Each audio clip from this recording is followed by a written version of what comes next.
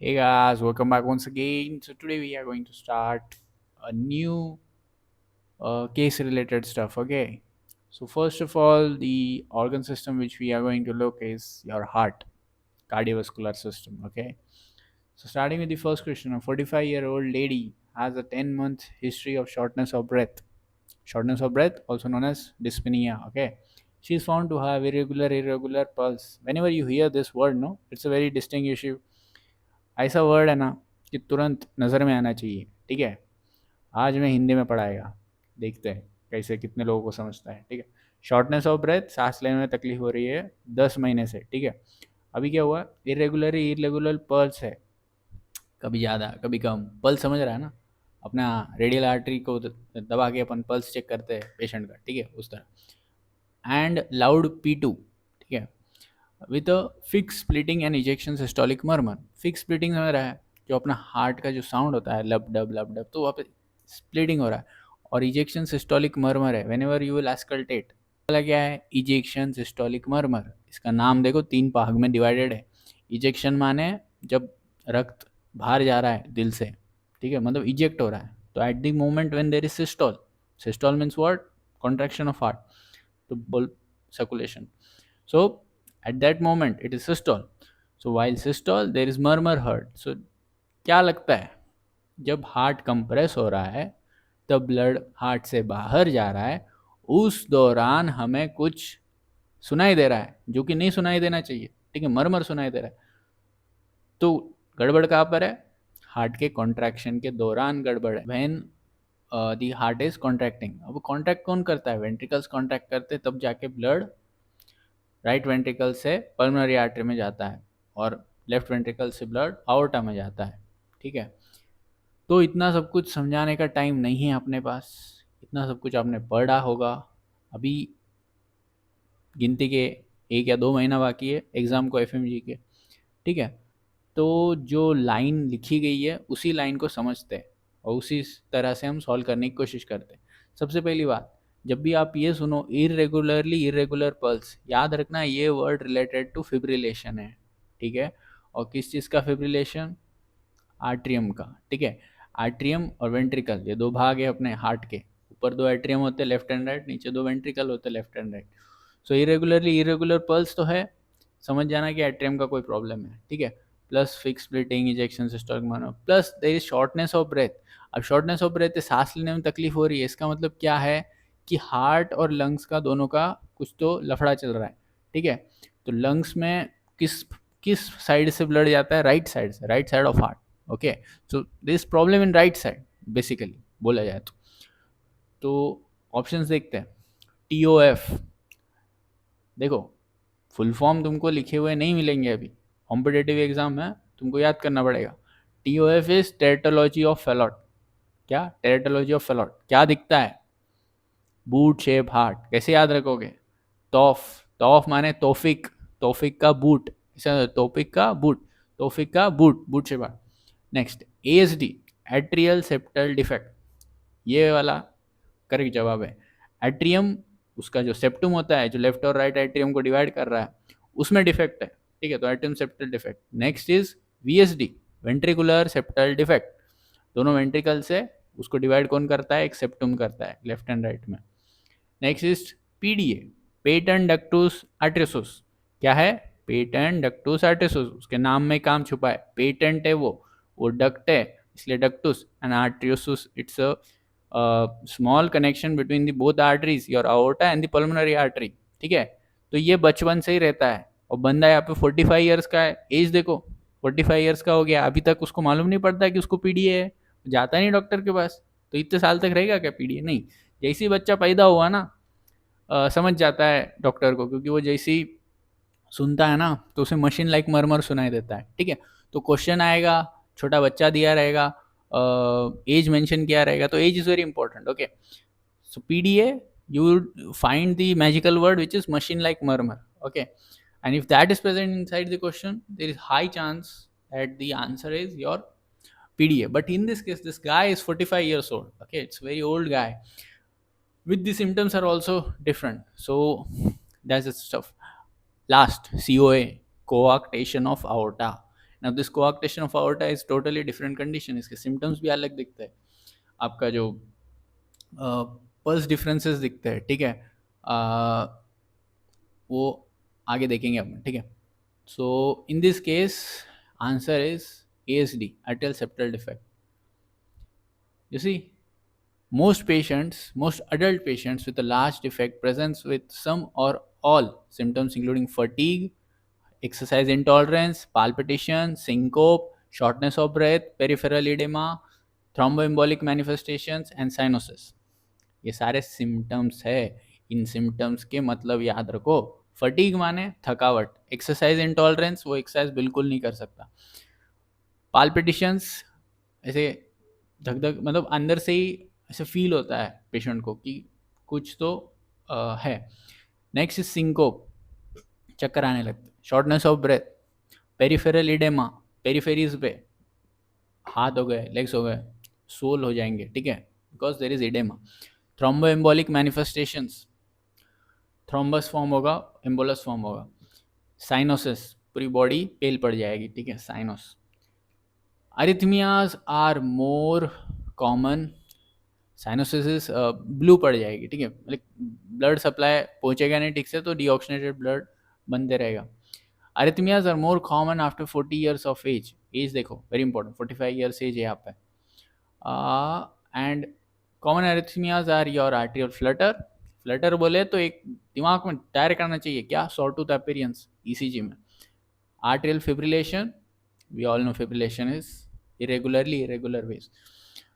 अस्कल्टेटरी findings, auscultatory, auscultation, stethoscope लगाने पे क्या साउंड आएगा, loud P2 with fixed splitting of second heart sound, left to right shunt caused by increased loading on the right ventricle, leading to delayed emptying and therefore delayed closure of the pulmonary valve which caused the splitting.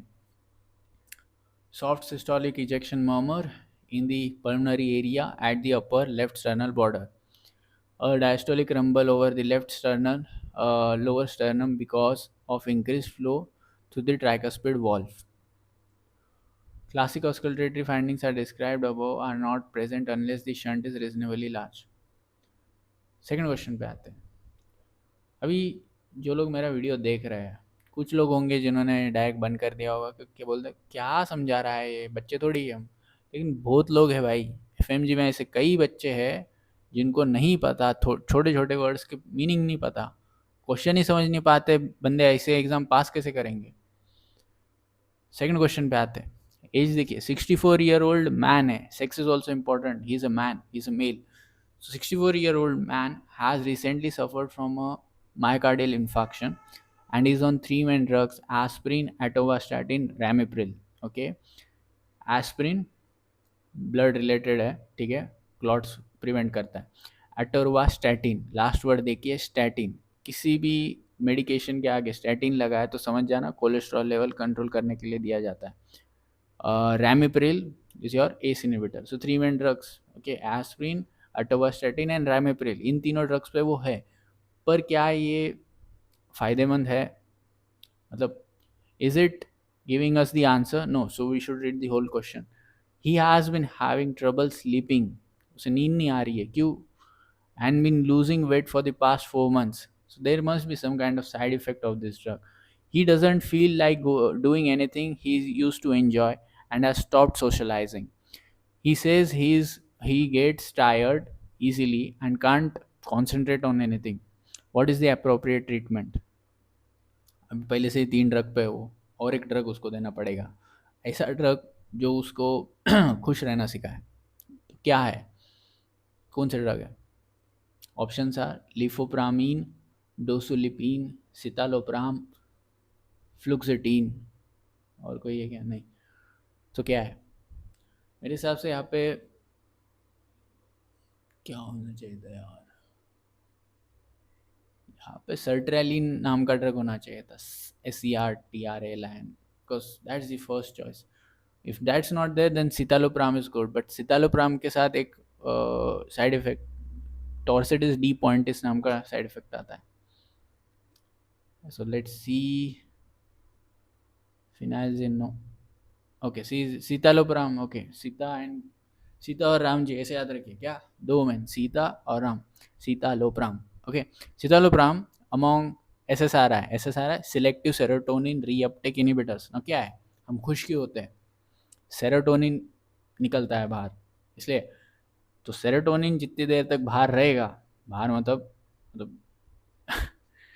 कैसे समझाओ तुमको, ठीक है, serotonin is getting secreted, that's why we are happy always. Okay, and now after some time the serotonin reuptake, uh, these receptors are there and they will reuptake the serotonin, then we get stabilized.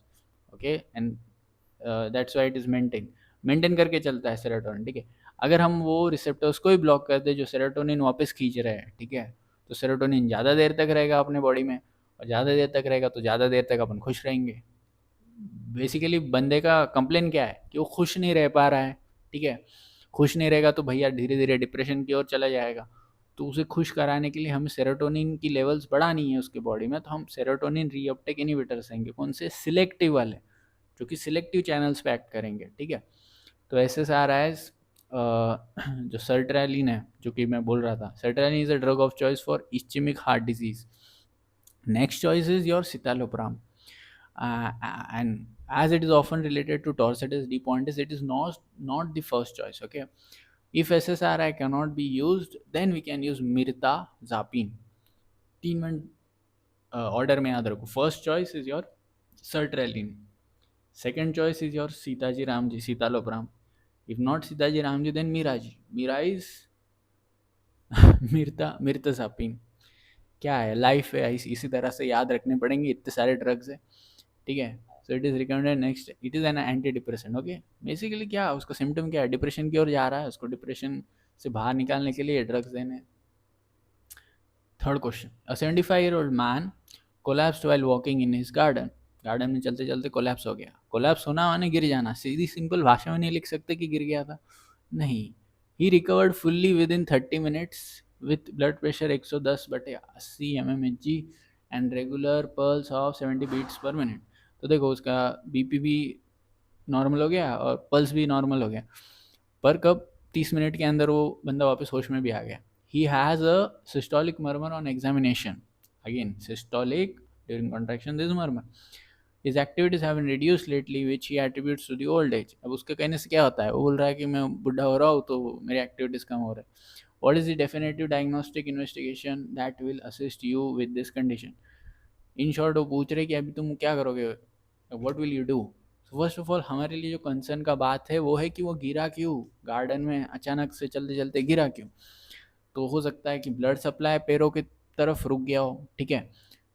होता है ना, orthostatic hypertension होता है, पर यहाँ पे blood pressure उसका normal आया।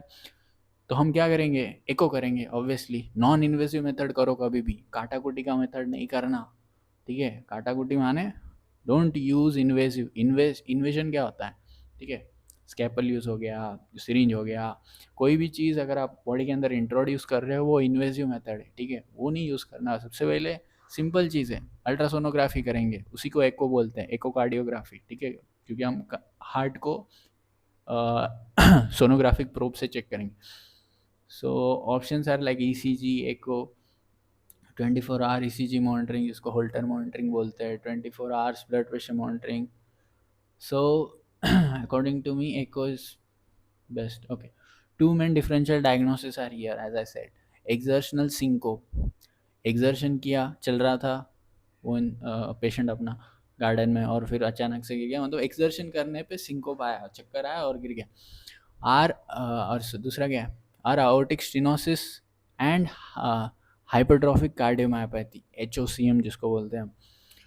सो these are two main conditions. Aortic stenosis, जो आयोर्टा है उसका स्टेनोसिस हो जाता है, देखिए समझो आयोर्टा इतना इतना बड़ा है, अभी स्टेनोसिस होने के बाद आयोर्टा इतना सा हो गया तो नैरो हो जाता है, ब्लड फ्लो रिड्यूस हो जाता है। और कौन कॉल कर रहा है, ओके कमिंग बैक। सो आयोर्टिक स्टेनोसिस मैंने आपको समझाया, आयोर्टा का जितना सरफेस एरिया होता है वो कम हो जाता है, तो जो फ्लो ऑफ ब्लड है वो भी कम हो जाता है। कम ब्लड जाएगा टिश्यू के पास, टिश्यू को कम ब्लड मिला, ब्लड में क्या होता है, ऑक्सीजन होता है, ऑक्सीजन कम मिला तो टिश्यू काम करना बंद कर देता है, समझ में आई बात। Simple thing, tissue goes into ischemia, tissue then can go into necrosis, pathology में आप पढ़ोगे। यहाँ का जो कंडीशन है वो या तो आर्टिक स्टेनोसिस हो सकता है या तो वो हाइपरट्रॉफिक कार्डियोमायोपैथी हो सकता है। ये दो condition are differential diagnosis, not exact diagnosis. First, aortic stenosis more likely in the elderly, and hypertrophic cardiomyopathy (HOCM) more likely to be in young patients. Look at the age, elderly patient है तो क्या हो सकता है, aortic stenosis हो सकता है। Then echocardiography will reveal the condition of aortic stenosis in this patient. तो echo करोगे तो ऑब्वियसली समझ जाएगा aortic stenosis है या नहीं, क्योंकि हमारे दिमाग में तो वही डायग्नोसिस है फिलहाल। Coming on to the fourth question, a 65-year-old male, elderly male, hypertension presents with lower abdominal pain and back pain. Abdomen, abdomen, thoracic, abdomen, thoracic, abdomen. कौन सेपरेट कर रहा? डायफ्रागम। सो एब्डोमेन में दर्द है, अम्बलिकस के ऊपर, ये जो बेम्बी है उसके ऊपर, एग्जैक्टली उसके ऊपर, on the lateral side. Okay, lateral side, medial side. Lateral मतलब ये सेंटर लाइन से दूर मतलब लैटरल, सेंटर लाइन के पास मतलब मीडियल साइड, ठीक है। सो लैटरल साइड अम्बलिकस के ऊपर दर्द हो रहा है, किसको? 65-year-old मेल को, ठीक है। एंड इस हाइपरटेंशन, तो ब्लड वेसल का प्रॉब्लम है। कौन सी ब्लड वेसल है जो यहाँ सेंटर से गुजरती है, वो भी अम्बलिकस के ऊपर, descending abdominal aorta. All right. So an expansive abdominal mass is palpated lateral and superior to the mass palpate भी हो रहा है. What is the single most discriminating investigation? Investigation करना है। फर्स्ट ऑफ ऑल डायग्नोसिस मालूम होना। Diagnosis क्या लग रहा है मेरे को? एनोरिज्म लग रहा है। क्यों? क्योंकि सेंटर, एकदम सेंटर में से ही गुजरता है अपना। बाकी राइट साइड में लीवर होगा, गॉल ब्लैडर होगा, पैंक्रियाज होगा, और लेफ्ट साइड में स्टमक होगा, स्प्लीन होगा। वो लेफ्ट एंड राइट का नहीं लफड़ा यहाँ पे अम्बलिकस के ऊपर ही है। क्या चल रहा था? हाँ, 65-year-old मेन, हाँ ये हो गया। क्या करोगे बोला है, लैप्रोस्कोपी करोगे। लैप्रोस्कोपी में क्या करते हैं? 3 छेद मारते, 3 छेद से 2 से काम करते, एक में से कैमरा घुसाते। What I am saying is laparoscopy is an invasive method, we can't do that. KUB, kidney ureter bladder का एक्सरे। वो किडनी यूरेटर ब्लैडर का कब करोगे? जब किडनी में कोई पथरी हो, पथरी माने स्टोन हो, किडनी स्टोन हो, ठीक है। अब किडनी स्टोन का तो यहाँ कुछ सिम्टम लग नहीं रहा है, रेडिएटिंग पेन नहीं है, फ्लैंक पेन नहीं है। फ्लैंक पेन पीछे की तरफ होता है, ठीक है, क्योंकि किडनी यहाँ दोनों के पीछे की तरफ फ्लैंक रीजन में होती है। Third option is your pelvic ultrasound. Pelvic region, we all know pelvic region में क्या क्या होता है, और उसका अल्ट्रासाउंड करने का नहीं जरूरत नहीं, वो पेल्विक रीजन में दर्द ही नहीं है। Rectal examination, why would we do rectal examination? Maybe they are thinking of prostate। हाँ, प्रोस्टेट का साइज बढ़ेगा तो दर्द होगा, तब जाके हम पर रेक्टल एग्जामिनेशन करते हैं, पर वो उसकी जरूरत है ही नहीं, तो वो दर्द रेक्टम के आसपास तो हो ही नहीं रहा, अम्बलिकस के ऊपर हो रहा है। Abdominal ultrasound we will do, it's less invasive. Ultrasound is always less invasive, it's not invasive method. So abdominal ultrasound features like hypertension, abdominal pain, back pain, expansible abdominal mass lateral and superior to the umbilicus are much more suggestive for abdominal aortic aneurysm. Single most discriminating investigation is your abdominal ultrasound. Got it? Next question. A 54-year-old man has recently been diagnosed with moderate depression. Diagnosed हो चुका है, उसको depression है। He has history of myocardial infarction। ऐसे same question ऊपर देखा आपने, वो उसको MI हो रखा था, वो 3 ड्रग्स पे था और वो डिप्रेशन की ओर बढ़ रहा था। So he has history of MI and is suffering from insomnia. देखा, उतना बड़ा जो था ना वो क्वेश्चन, उसमें सिंपल सिंपल लैंग्वेज में एक्सप्लेन किया था, इसमें सारा मेडिकल टर्म्स लगा दिए। उसको नींद आ नहीं रही थी, तो नींद आने को क्या बोलते हैं? इंसोमनिया बोलते हैं, तो इंसोमनिया डाल दिया इसमें। So same condition, same thing. Okay, now here they are asking what is drug of choice. What is it? Sertraline. So find sertraline. Citalopram है again, lofiprazine, ECT। ECT क्या होता है पता है क्या? पता है, सर्च कीजिए गूगल पे। इलेक्ट्रोकन्वल्सिव थेरेपी, जो मूवीज में हम देखते हैं ना, पागलों को ऐसे इलेक्ट्रोकन्वल्सिव देते फिर वो भूत बन जाता है। नो मैन, इलेक्ट्रोकन्वल्सिव थेरेपी क्यों देंगे? इतना डिप्रेस डिप्रेस थोड़ी है, हर डिप्रेशन के पेशेंट को ईसीटी देंगे फिर तो? नहीं भाई, जहाँ दवाई से काम हो रही है वहाँ हम शॉक क्यों देंगे? So next is haloperidol and answer is sertraline, but here citalopram है ऑप्शन में, तो सितालोप्राम ही देंगे. Okay, citalopram. Sertraline is the drug of choice in the post-myocardial infarction, as citalopram may be a risk factor for precipitating torsades de pointes. But if sertraline is not an option, then second choice is citalopram. And as the patient has insomnia and citalopram can cause insomnia too, it should be taken in the morning. समझ रहे हो बात? It should be taken in morning. क्यों? क्यों भाई morning में क्यों लेंगे? कमेंट करके बताइएगा, सर्च कीजिए गूगल पे, फिर बताइएगा. Where S S R Is are not suitable, the next choice is your Meera ji, mirtazapine. Coming on to the next stuff. Which finding on clinical examination of pulse suggests the diagnosis of obstructive cardiomyopathy? ऊपर हमने देखा H O C M differential diagnosis में था, और H O C M किस में होता है? Young patients, okay, young people में होता है. तो वो बोल रहे हैं कि क्या दिखेगा, what will we see? Pulse हम एग्जामिन करेंगे तो क्या दिखेगा? Irregularly irregular pulse, or we will see pulsus alternans, or we will see pulsus biginis, और pulsus bisferens और pulsus paradoxus. सो ये वन लाइनर है, रेक्टिफाई करना पड़ता है कि अगर एच ओ सी एम है तो उसमें हमें बिस्फेरेंस बिस्फेरेंस ऐसे बिस्फेरेंस नजर आएगा. Pulsus bisferens is a sign where on palpation of a pulse a double peak per cardiac cycle can be appreciated.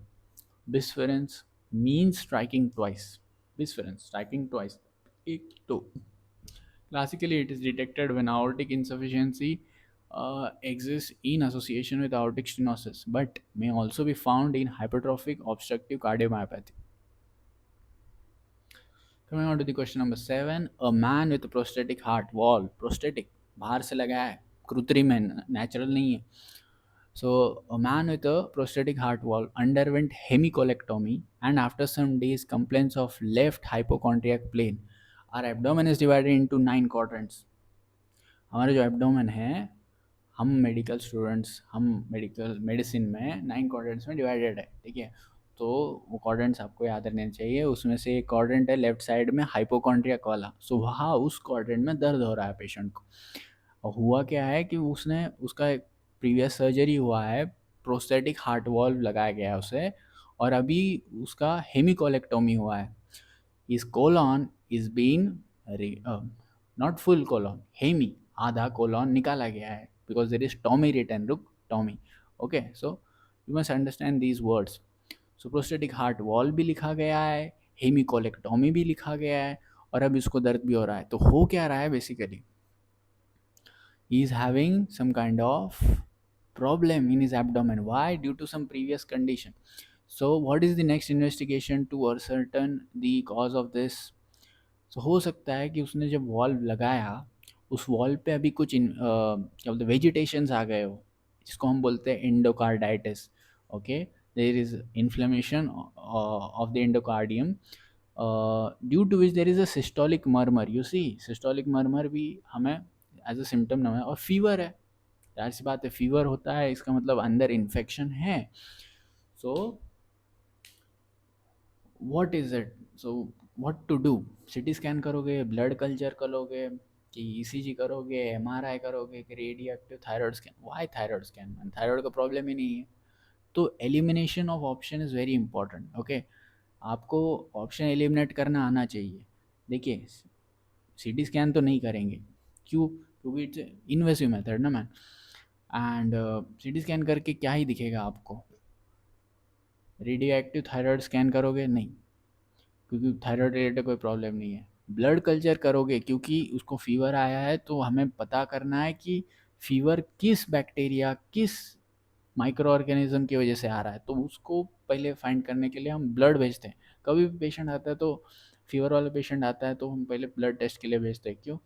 क्योंकि पहले हम देखते हैं डब्ल्यूबीसी बढ़े हुए या नहीं, ये वो. तो अगर ब्लड टेस्ट करा ही रहे हो तो कल्चर भी करा लो, क्योंकि उसको हिस्ट्री क्या है, प्रोस्थेटिक हार्ट वॉल्व की, और हम डॉक्टर को पता है कि प्रोस्थेटिक हार्ट वॉल्व पेशेंट्स में वेजिटेशंस होके एंडोकार्डाइटिस हो सकता है. So that is the thing. ECG यहाँ पे उन्होंने बोला है कि एकदम मेन तुम क्या कराओगे, तो मेरे हिसाब से तो ब्लड कल्चर ही सही है. So yep, blood culture. The diagnosis is infective endocarditis due to some kind of infection. Endocarditis. Itis means inflammation of the endocardium. Therefore, it is endocarditis. Now, due to infection, that's why it is infective endocarditis. Now, what will we see? We will see fever. We will see new murmur. Okay, suggest endocarditis until proven otherwise. Culture में पता चली जाएगा. Next risk factors are like dermatitis. Derma means skin. Skin. So dermatitis is inflammation of skin. IV injections. These all are risk factors. If somebody is having some infection of skin, he could have infective endocarditis. If somebody is IV intravenous drug abuser, intravenously कोई drug ले रहा है, तो वो अगर वो syringe infected हो तो वो डायरेक्ट जर्म्स जा रहे हैं हमारे हार्ट में. ठीक है, तो वो भी एक रिस्क फैक्टर है. Renal failure. Renal failure is a risk factor. Organ transplantation is a risk factor. Diabetes mellitus, post-operative wound, all these are risk factors. Risk factors for abnormal valves, aortic and mitral valve disease, tricuspid valve in IV drug users, and prosthetic valves. Okay, these are also risk factors. Coming on to the eighth question. A 45-year-old lady has a 10-month history of shortness of breath. 10 महीने से सांस लेने में तकलीफ है. ठीक है. She is found to have irregular pulse. Again, it is I think so it is fibrillation, but let's see further. Loud P2 with fixed splitting and ejection systolic murmur in the left second intercostal space. Same man, atrial fibrillation ही है इसको. What is the probable diagnosis? Tawfiq Kabut? No. Tetralogy of Fallot? No. Atrial septal defect, ventricular septal defect, patent ectasis, cooptation of aorta. What is it? Same question जो ऊपर था. Fibrillation हो रहा है, atrium का हो रहा है, atrial septal defect, ASD. Total same question, same explanation. पढ़ लेना पॉज करके वीडियो को please request. Okay, ninth question. A 72-year-old man has been advised to have antibiotic prophylaxis for some years. मतलब कुछ सालों से वो एंटीबायोटिक्स ले रहा है. ठीक है. नाउ बिफोर डेंटल ट्रीटमेंट, अभी वो डेंटिस्ट के पास आया दांत सुधारने के लिए, लेकिन डेंटिस्ट लोग भी पूछते हैं कि क्या आप किसी दवाई पे हो, तो बोल रहा है कि हाँ मैं एंटीबायोटिक्स ले रहा हूँ बहुत सालों से. Now he has never experience any kind of chest pain. उसको कभी सीने में दर्द नहीं हुआ. ठीक है. 3 weeks ago he noticed breathlessness on exertion. हो सकता है वो एक्सरसाइज कर रहा हो, पुशअप कर रहा हो, एक्सर्शन कर रहा है, इधर उधर चल रहा है, और 72 ईयर्स का है, क्या पुशअप करेगा. 72 ईयर्स ओल्ड का बंदा है, बंदा क्या एल्डरली है. तो 3 हफ्ते पहले, now he is telling us, he is giving us the history. Okay, he is telling that I suffered from breathlessness. मुझे सांस लेने में तकलीफ हुई 3 हफ्ते पहले जब मैं चल रहा था गार्डन में. Simple thing. And for 1 week he had orthopnea. Orthopnea is like whenever he tries to stand he's getting some kind of pain in his head. Okay, his pulse is normal. Pulse normal है उसकी अभी फिलहाल. What is the most probable diagnosis? Whether it's aortic regurgitation. Aortic regurgitation माने aorta होता है, blood लेके जा रहा है लेफ्ट वेंट्रिकल से पूरी बॉडी की तरफ. अभी जो ब्लड लेके जा रहा है वही ब्लड वापस आता है लेफ्ट वेंट्रिकल में, उसको बोलते हैं रीगर्जिटेशन. रिपीट वापस आ रहा है. ठीक है, तो regurgitation. Option B, ischemic mitral regurgitation. Mitral valve होता है which controls the blood flow in only one direction. तो ब्लड क्या होता है अपने राइट एट्रियम से राइट वेंट्रिकल में आता है, और वो ब्लड वापस राइट एट्रियम में ना जाए, इसका ध्यान कौन रखता है? मिट्रल वॉल्व रखता है. So mitral valve regurgitation, blood is going again back to the right atrium through the mitral valve. And that is what is getting defective, and that is ischemic mitral regurgitation. Why? Because blood supply to mitral valve has been stopped, and there is ischemia of this mitral valve. That's why it is ischemic mitral regurgitation. That is the option. Third is mitral valve prolapse. Prolapse हो गया mitral valve का, ठीक है, ठीक से काम नहीं कर रहा. Fourth one is pulmonary stenosis. Pulmonary stenosis, stenosis, pulmonary artery stenosis. Mitral valve stenosis. Mitral valve जितना ब्लड देना चाहिए उतना दे नहीं रहा है, स्टेनोस हो गया है, कम हो गया है. जो स्पेस है ब्लड राइट एट्रियम से राइट वेंट्रिकल में, लेफ्ट एट्रियम से लेफ्ट वेंट्रिकल में आने का, वो कम हो गया. Mitral valve is on the left side, okay, between left atrium and left ventricle. अगर मैंने पहले कुछ गलत बोला हो तो ध्यान रख लो, अभी मैं सुधार रहा हूँ. मिट्रल वॉल्व प्रोलैप्स हो या मिट्रल वॉल्व स्टेनोसिस हो, mitral valve is located between left atrium and left ventricle, and there is problem in that mitral valve. But in this condition, what is our answer? 72-year-old man advise antibiotic prophylaxis. बहुत दिनों से antibiotics खा रहा है, मतलब उसको some kind of infection is there. Now he noticed breathlessness on exertion and is having orthopnea. What is the probable diagnosis? aortic regurgitation मतलब blood जा नहीं रहा बॉडी की तरफ. अब बॉडी की तरफ मतलब ब्रेन भी आ गया उसके अंदर. अब जाहिर सी बात है ना, आउट आई से ब्लड लेके जाता है, नीचे की तरफ तो जा ही रहा है, ऊपर कैरोटिड लेके जा रहा है. हो सकता है कि कैरोटिड में नहीं जा रहा हो अप्रोप्रिएट ब्लड, और ब्रेन को ब्लड नहीं मिला तो ब्रेन चकरा का जाता है. ठीक है, तो मेरे हिसाब से तो आउटिक रिगर्जिटेशन ही होना चाहिए आंसर. बाकी देखते हैं. मिट्रल वॉल स्टेनोसिस है, ठीक है. Mitral stenosis is the most common valvular complication of rheumatic fever. कहाँ लिखा है रोमैटिक फीवर भाई? रोमैटिक फीवर का तो कोई नामो निशान ही नहीं. और शेट मैन, एंटीबायोटिक प्रोफिलैक्सिस ले रहा है ना वो, that's why there would be some germs causing rheumatic fever. They have not mentioned fever, but we should एक अंदाज़ा लगाना पड़ेगा कि अगर वो एंटीबायोटिक खा रहा है तो जर्म्स है, और heart related germs, rheumatic fever है माने मिट्रल स्टेनोसिस, वॉल्व के ऊपर वेजिटेशन ऑफ स्टेनोसिस. ठीक है, ठीक है. अच्छा question. Next. A 67-year-old man presents with palpitations. ECG shows an irregular rhythm. Heart rate बहुत हाई भाई, बहुत high. 140 beats per minute tachycardia है उसको. He is otherwise stable. ठीक है. Blood pressure is 124/80. Okay, what is the most appropriate management? Bisoprolol, ACE inhibitors, ramipril, digoxin. 67-year-old man. देखो ABC की follow करे तो ACE inhibitors, ARBs, then beta blockers, calcium channel blockers. But यहाँ क्या दोगे? Bisoprolol, beta blocker. In an acute atrial fibrillation which is less than 48 hours.